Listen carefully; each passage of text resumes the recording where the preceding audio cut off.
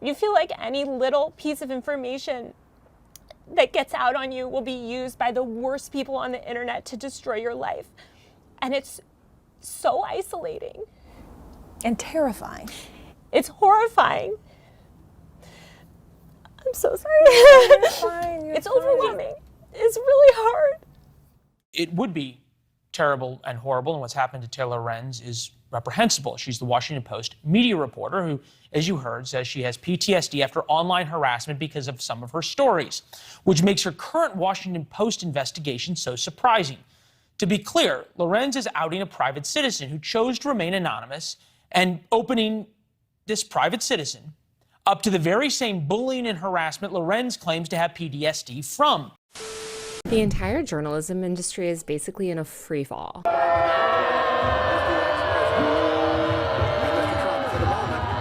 Today, the Los Angeles Times laid off 115 employees. They wiped out their entire DC bureau in an election year. They laid off pretty much all of their sports teams. They killed their entire tech and business section. They laid off breaking news writers, social media editors. The list goes on. But what's really dark is this is just the latest in months and months and months of layoffs in the media industry. In fact, tens of thousands of journalists have been laid off in the past year. Major media companies like BuzzFeed News have completely shuttered their news operations. Time magazine also just laid off a ton of people, and Sports Illustrated basically shut down last week. Pretty much the entire digital media ecosystem that myself and a lot of other millennial journalists came up in has been completely hollowed out. And it's not just digital media sites. Local news has been obliterated. The newspaper industry is cratering. Radio is essentially dead aside from NPR, which has been gutted. Meanwhile, hundreds of workers at Condé Nast, the parent company of pretty much every major magazine from GQ to Vogue to The New Yorker to Vanity Fair, are on strike because they're also facing impending layoffs. Even mainstream national media outlets owned by billionaires like the Washington Post, where I work, and The Atlantic, where I used to work, have done layoffs. If you're a young journalist today, there's almost no on-ramp to traditional journalism. Even if you do get a job, journalists' salaries have been stagnant and even declined. And by the way, we don't make that much to begin with. I don't think people understand how bad the world would be without journalists. It's horrifying.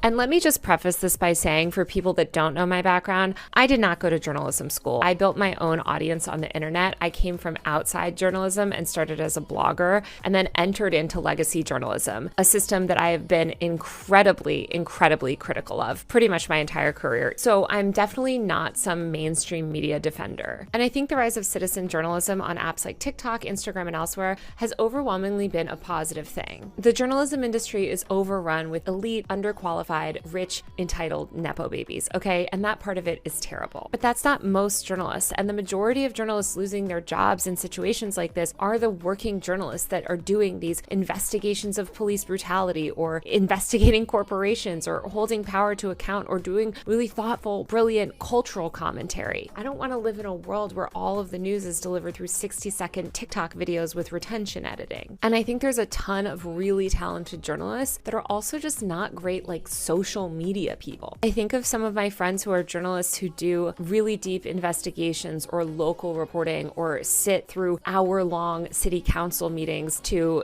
hold some local politician to account. That's really important work, and it's work that somebody should pay for, and it's work that's not rewarded by these social media algorithms. I would love if everyone could become independent journalists, but the economics are just not there. It's really, really hard to amass a subscriber base and then retain that subscriber base over time when you're doing investigative work. And that's if you don't get sued out of existence, by the way, after you publish the first critical story of a billionaire. And I will admit, a lot of these traditional media companies have accelerated their own demise. They ignored the internet for years. They're condescending to content creators and people outside their mainstream ecosystem. They constantly kowtow to corporate and political power. They have these false and deluded notions of objectivity, which, by the way, doesn't exist. And they push a lot of really racist, sexist, regressive crap. But that's not even why a lot of them are going out of business. A lot of them are going out of business fundamentally because the economics of the media ecosystem are broken. Most news companies used to monetize by advertising, and those ad dollars have been completely subsumed by Facebook and Google and tech giants. I don't really know where that leads us, other than a pretty dire place where there's really no check on corporate and political power in this country. I did write a lot about this in my book called Extremely Online, but I do think that journalism is something a lot of people won't realize they miss until it's gone. Anybody could go down 300 to 3,000 feet in the mine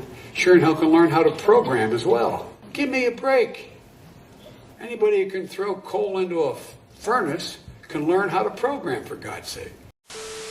You know her MO, though. Even using her name in public will elicit some self-pitying stream on Twitter about how you're committing violence against her and endangering her. She can totally crush your life or the lives of kids, which she has done, but you're not allowed to fight back. Are you ready for the further attacks on you? Well, I am ready, but I honestly am here because I'm telling the truth, and I don't care what attacks come from her. In fact, Taylor Lorenz had a conflict of interest when she came after me. She had a financial partnership with Hollywood giants United Talent Agency, and UTA were also my direct business rivals. Taylor wrote a glowing article about UTA in the New York Times without disclosing that they represented her. And soon after, it was announced that UTA got Taylor Lorenz a book deal.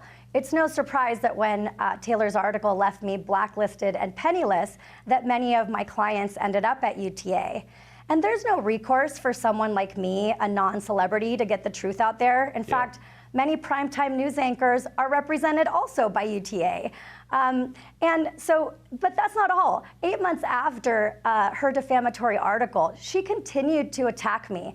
When she heard that I was raising capital for a new venture, she went behind the scenes calling prominent people in the media, ranting that I'm a literal abuser who doesn't deserve positive press, I guess to cripple my career and silence me forever.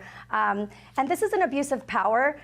The New York Times, even after I filed a lawsuit against them, which isn't easy, by the way, they continue to stand behind Taylor's disgusting and sinister behavior. How does Taylor Lorenz still have a job? Because she's intimidated people into silence. She's the bully, but she's calling you an abuser? You feel like any little piece of information that gets out on you will be used by the worst people on the internet to destroy your life. And it's so isolating. And terrifying. It's horrifying. I'm so sorry. You're fine, you're It's fine. overwhelming. It's really hard.